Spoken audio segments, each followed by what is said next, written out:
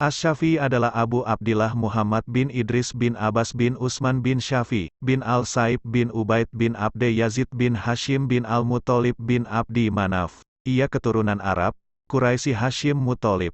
Nasabnya bertemu dengan nasab baginda Rasulullah pada kakeknya, Abdi Manaf. Imam Syafi'i lahir di Gaza tahun 150 Hijriah, tahun yang sama di mana Imam Abu Hanifah meninggal. Gaza termasuk wilayah bumi Palestina. Yaqut meriwayatkan dari Asy-Syafi'i.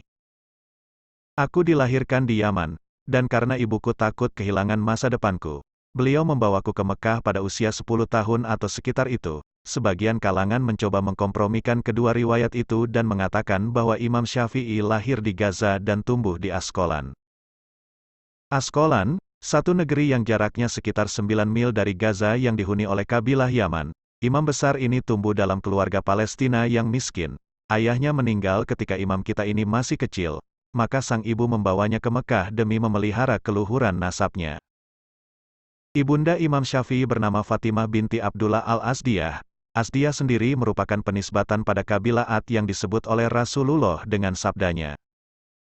Al-Ad adalah singa Allah di bumi. Orang-orang ingin menundukkan mereka, tetapi Allah enggan dan ingin mengangkat derajat mereka. Satu ketika akan datang suatu masa di mana orang akan berkata, seandainya aku dari kabilah Ad, seandainya ibuku dari Ad.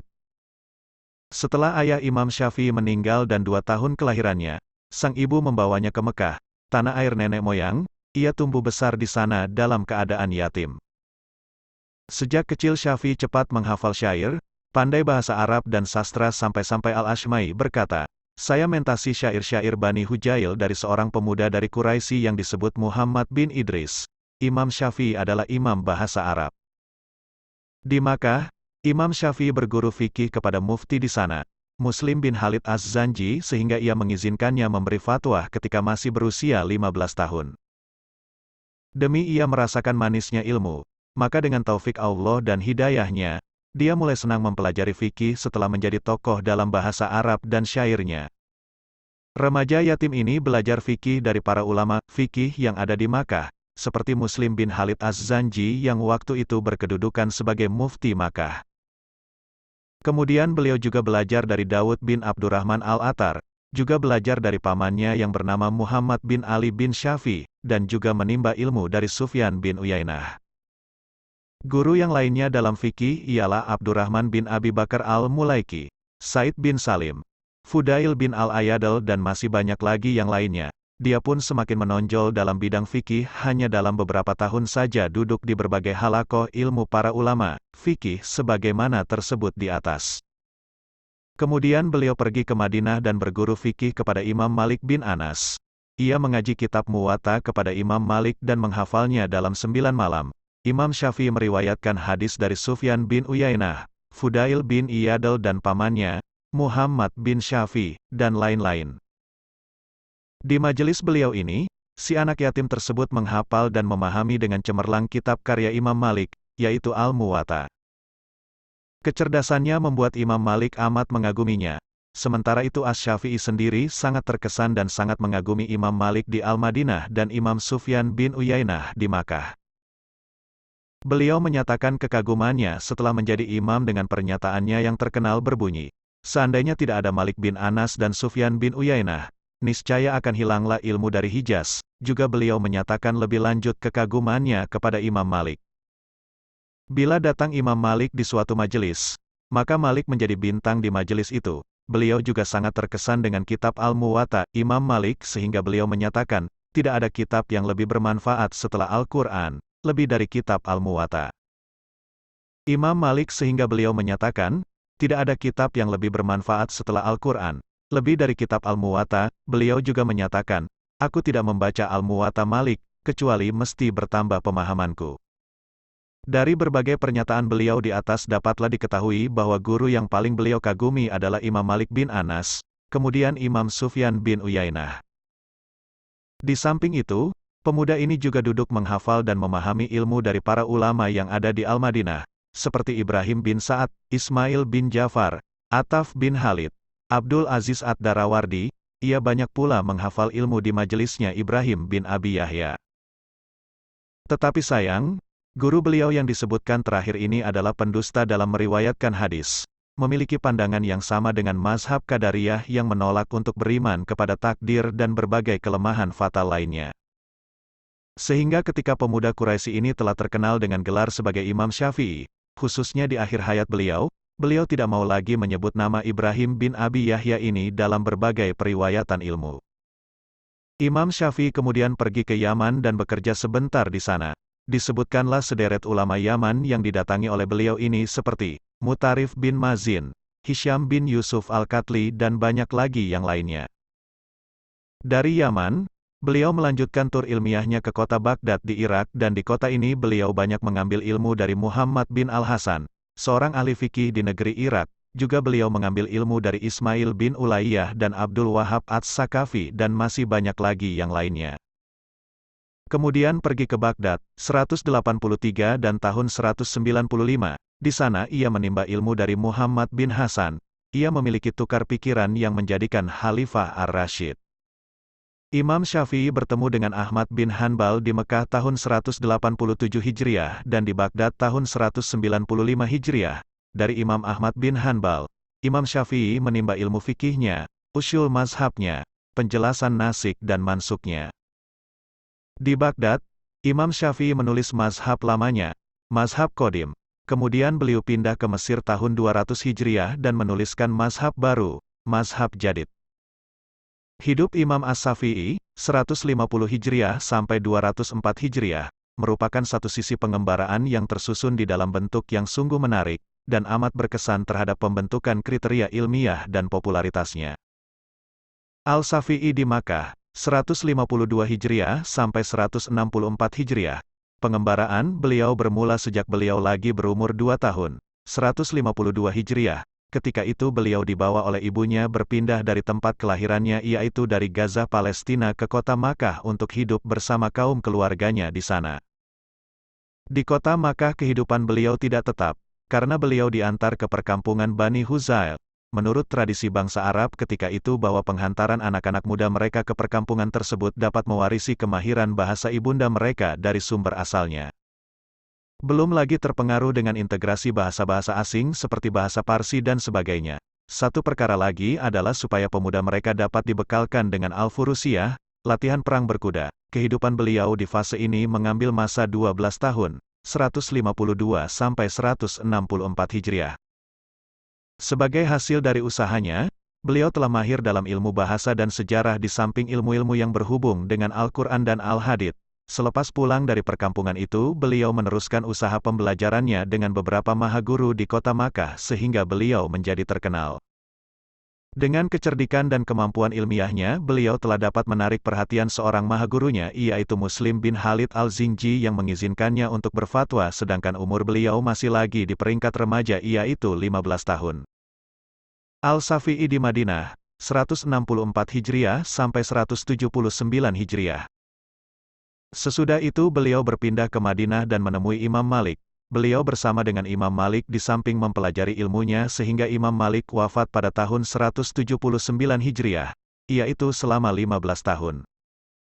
Semasa beliau bersama Imam Malik hubungan beliau dengan ulama-ulama lain yang menetap di kota itu dan juga yang datang dari luar berjalan dengan baik dan bermanfaat.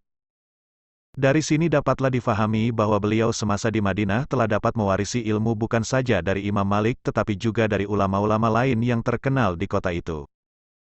Ketika Imam Malik wafat pada tahun 179 Hijriah, kota Madinah diziarahi oleh pejabat Yaman. Beliau telah dicalonkan oleh sebagian orang-orang Quraisy Al-Madinah supaya menjadi Al-Syafi'i, lalu beliau menjalankan tugas tersebut di wilayah Najran.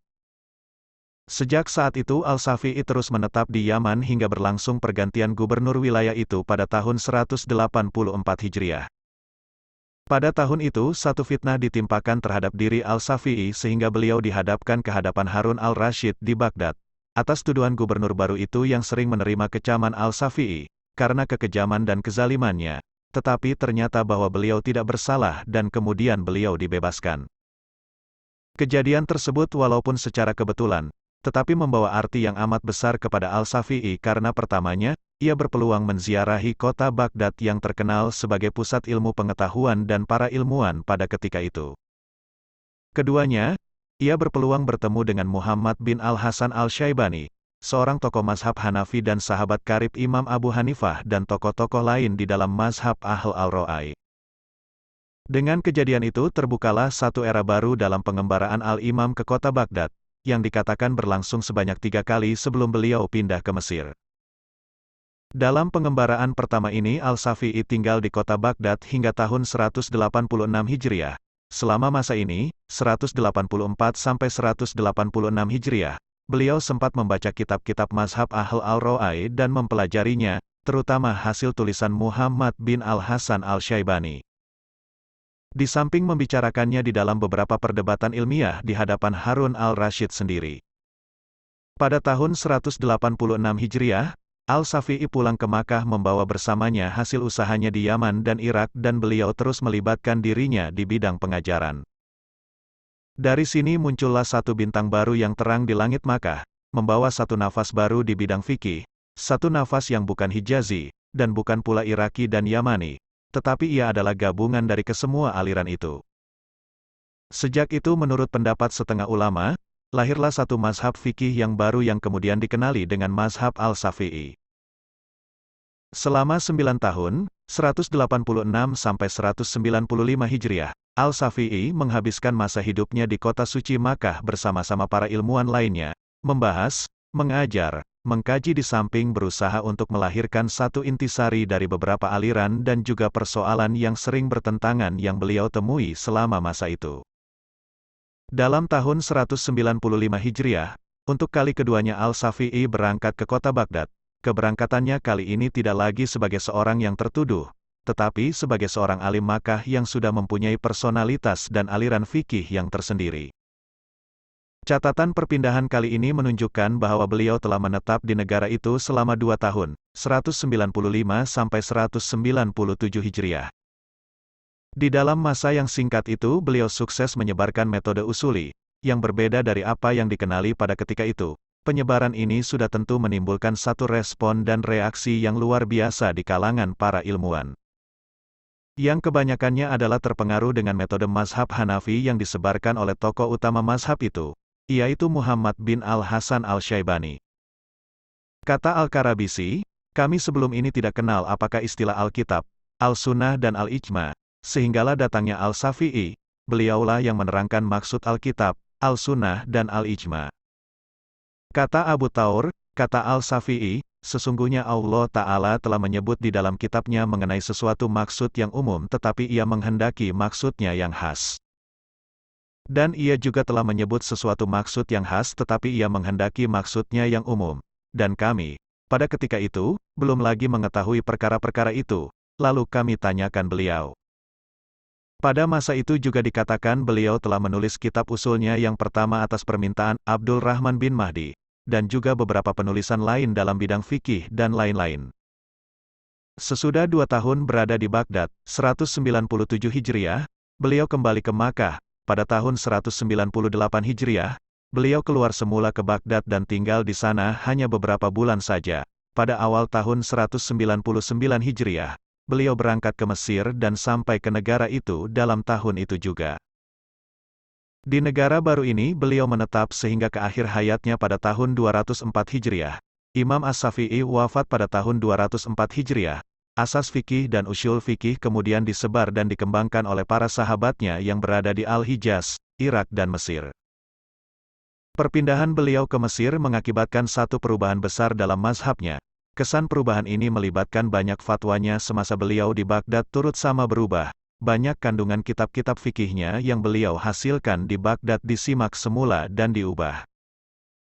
Dengan ini terdapat 2 fatwa bagi As-Syafi'i, fatwa lama dan fatwa barunya. Fatwa lamanya ialah segala fatwa yang diucapkan atau ditulisnya semasa beliau berada di Irak. Fatwa barunya ialah fatwa yang diucapkan atau ditulisnya semasa beliau berada di Mesir. Kadang-kadang disebut fatwa lamanya dengan mazhabnya yang lama atau kaul kadim, dan fatwa barunya dinamakan dengan mazhab barunya atau kaul jadid. Di sini harus kita fahami bahwa tidak kesemua fatwa barunya menyalahi fatwa lamanya, dan tidak pula kesemua fatwa lamanya dibatalkannya, malahan ada di antara fatwa barunya yang menyalahi fatwa lamanya dan ada juga yang bersamaan dengan yang lama. Kata Imam Al-Nawawi, sebenarnya sebab dikatakan kesemua fatwa lamanya itu ditarik kembali dan tidak diamalkannya hanyalah berdasarkan kepada galibnya saja. Salah satu karangannya adalah Ar-Risalah, buku pertama tentang usyul fikih dan kitab yang berisi mazhab fikihnya yang baru. Imam Syafi'i adalah seorang mujtahid mutlak, imam fikih, hadis, dan usyul. Ia mampu memadukan fikih ahli Irak dan fikih ahli Hijaz. Imam Ahmad berkata tentang Imam Syafi'i, beliau adalah orang yang paling fikih dalam Al-Quran dan As-Sunnah. Tidak seorang pun yang pernah memegang pena dan tinta atau ilmu, melainkan Allah memberinya di leher Syafi'i. Tashi Kubri mengatakan di Miftahus Sa'adah, ulama ahli fikih, usyul, hadis, bahasa, nahwu, dan disiplin ilmu lainnya sepakat bahwa Syafi'i memiliki sifat amanah atau dipercaya. Adalah kredibilitas agama dan moral, zuhud, wara, takwa, dermawan, tingkah lakunya yang baik, derajatnya yang tinggi. Orang yang banyak menyebutkan perjalanan hidupnya saja masih kurang lengkap. Mazhab Syafi'i, dasar mazhabnya, Al-Quran, Sunnah, Ijma dan Qiyas. Beliau juga tidak mengambil istihsan, menganggap baik suatu masalah, sebagai dasar mazhabnya, menolak maslahah mursalah, perbuatan penduduk Madinah. Imam Syafi'i mengatakan, barang siapa yang melakukan istihsan maka ia telah menciptakan syariat. Penduduk Baghdad mengatakan, Imam Syafi'i adalah Nasirus Sunnah, pembela sunnah. Al-Hujjah, kitab Al-Hujjah, yang merupakan mazhab lama diriwayatkan oleh 4 imam Irak, Ahmad bin Hanbal, Abu Saur, Zafarani, Al-Karabishi dari Imam Syafi'i. Sementara kitab sebagai mazhab yang baru Imam Syafi'i diriwayatkan oleh pengikutnya di Mesir, Al-Muzani, Al-Buwaiti, Ar-Rabi, Jizi bin Sulaiman. Imam Syafi'i mengatakan tentang mazhabnya, jika sebuah hadis sahih bertentangan dengan perkataanku, maka hadis, adalah mazhabku, dan buanglah perkataanku di belakang tembok. Imam Asy-Syafi'i dan Sultan Harun ar-Rasyid. Ketika berumur 20 tahun beliau pergi belajar ke tempat Imam Malik di Madinah, setelah itu beliau ke Irak, Parsi dan akhirnya kembali ke Madinah. Dalam usia 29 tahun beliau pergi ke Yaman untuk menuntut ilmu pengetahuan. Tentang ketaatan beliau dalam beribadah kepada Allah diceritakan bahwa setiap malam beliau membagi malam itu kepada 3 bagian. Sepertiga malam beliau gunakan kewajiban sebagai manusia yang mempunyai keluarga, sepertiga malam untuk sholat dan zikir dan sepertiga lagi untuk tidur. Ketika Imam Syafi'i di Yaman, beliau diangkat menjadi sekretaris dan penulis istimewa gubernur di Yaman, sekaligus menjadi guru besar di sana, karena beliau termasuk orang pendatang, secara tiba-tiba memangku jabatan yang tinggi. Maka ramai orang yang memfitnah beliau. Ahli sejarah telah menceritakan bahwa waktu Sultan Harun ar-Rasyid sedang marah terhadap kaum Syiah, sebab golongan tersebut berusaha untuk meruntuhkan kekuasaan Abbasiyah, mereka berhasrat mendirikan sebuah kerajaan Alawiyah yaitu keturunan Sayyidina Ali bin Abi Thalib. Karena itu di mana kaum Syiah berada mereka diburu dan dibunuh. Suatu kali datang surat baginda Sultan dari Baghdad. Dalam surat yang ditujukan kepada pejabat negeri itu diberitahukan supaya semua kaum Syiah ditangkap. Untuk pertama kali yang paling penting adalah para pemimpinnya. Jika pekerjaan penangkapan telah selesai semua mereka akan dikirimkan ke Baghdad. Semuanya harus dibelenggu dan dirantai. Imam Syafi'i juga ditangkap, sebab di dalam surat tersebut bahwa Imam Syafi'i termasuk dalam daftar para pemimpin Syiah. Ketika peristiwa itu terjadi pada bulan Ramadan, Imam Syafi'i dibawa ke Baghdad dengan dirantai kedua belah tangannya. Dalam keadaan dibelenggu itu, para tahanan disuruh berjalan kaki mulai dari Arab Selatan, Yaman, sampai ke Arab Utara, Baghdad. Yang menempuh perjalanan selama 2 bulan, sampai di Baghdad belenggu belum dibuka, yang menyebabkan darah-darah hitam melekat pada rantai-rantai yang mengikat tangan mereka. Pada suatu malam pengadilan pun dimulai. Para tahanan satu persatu masuk ke dalam ruangan pemeriksaan. Setelah mereka ditanya dengan beberapa kalimat, mereka dibunuh dengan memenggal leher tahanan tersebut. Imam Syafi'i dalam keadaan tenang menunggu giliran, dengan memohon keadilan kepada Allah Subhanahu wa Ta'ala. Kemudian beliau dipanggil ke hadapan baginda Sultan. Imam Syafi'i menyerahkan segalanya hanya kepada Allah Subhanahu wa Ta'ala. Dengan keadaan merangkak karena kedua belah kaki beliau diikat dengan rantai, Imam Syafi'i menghadap Sultan. Semua para pembesar memperhatikan beliau. Assalamualaikum, Ya Amirul Mukminin wa barakatuh.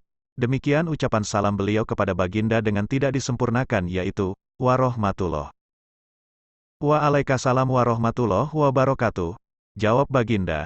Kemudian baginda bertanya, mengapa engkau mengucap salam dengan ucapan yang tidak diperintahkan oleh sunnah, dan mengapa engkau berani berkata-kata dalam majlis ini sebelum mendapat izin dari saya? Imam Syafi'i menjawab, tidak saya ucapkan kata, warahmatullah, karena rahmat Allah itu terletak dalam hati baginda sendiri. Mendengar kata-kata itu hati baginda jadi lembut, kemudian Imam Syafi'i membaca surah An-Nur ayat 55.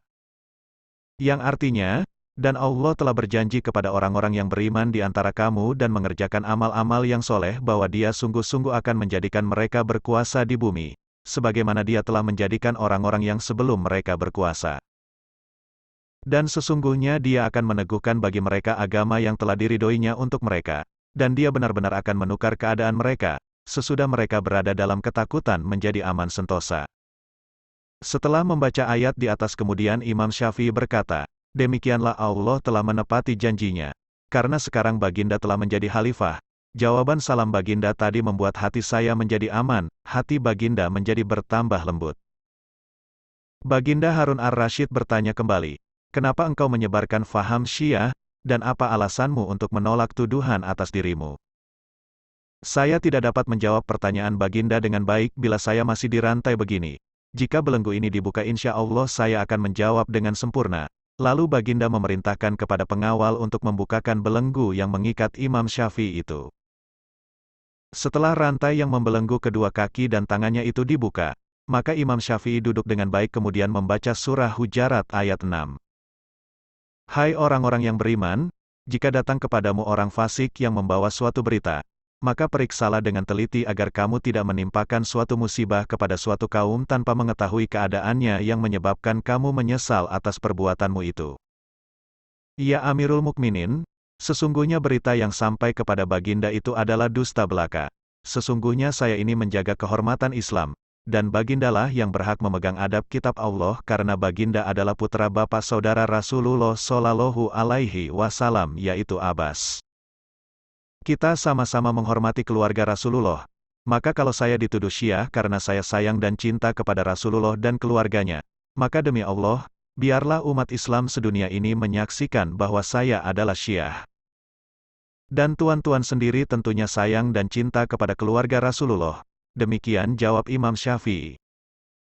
Baginda Harun ar-Rasyid pun menundukkan kepalanya kemudian ia berkata kepada Imam Syafi'i, mulai hari ini bergembiralah engkau agar lenyaplah perselisihan antara kami dengan kamu, karena kami harus memelihara dan menghormati pengetahuanmu wahai Imam Syafi'i. Demikianlah kehidupan Imam Syafi'i sebagai ulama besar, yang tidak lepas dari berbagai cobaan serta siksaan dari pihak yang tak mengerti akan hakikat kebenaran yang sesungguhnya. Hanya ketabahan dan keimanan serta pengetahuanlah yang dapat menghadapi setiap cobaan itu sebagai suatu ujian dari Allah Subhanahu wa Ta'ala yang harus kita hadapi. Pertumbuhan dan pengembaraannya mencari ilmu. Di Mekah, Imam Syafi'i dan ibunya tinggal di dekat Shibu al-Haif. Di sana, si ibu mengirimnya belajar kepada seorang guru. Sebenarnya ibunya tidak mampu untuk membiayainya, tetapi sang guru ternyata rela tidak dibayar setelah melihat kecerdasan dan kecepatannya dalam menghafal. Imam Syafi'i bercerita, di Al-Kutab atau sekolah tempat menghafal Al-Quran, saya melihat guru yang mengajar di situ membacakan murid-muridnya ayat Al-Quran, maka aku ikut menghafalnya, sampai ketika saya menghafal semua yang dia katakan, dia berkata kepadaku, tidak halal bagiku mengambil upah sedikit pun darimu. Dan ternyata kemudian dengan segera guru itu mengangkatnya sebagai penggantinya, mengawasi murid-murid lain. Jika dia tidak ada, demikianlah, belum lagi menginjak usia balik, beliau telah berubah menjadi seorang guru.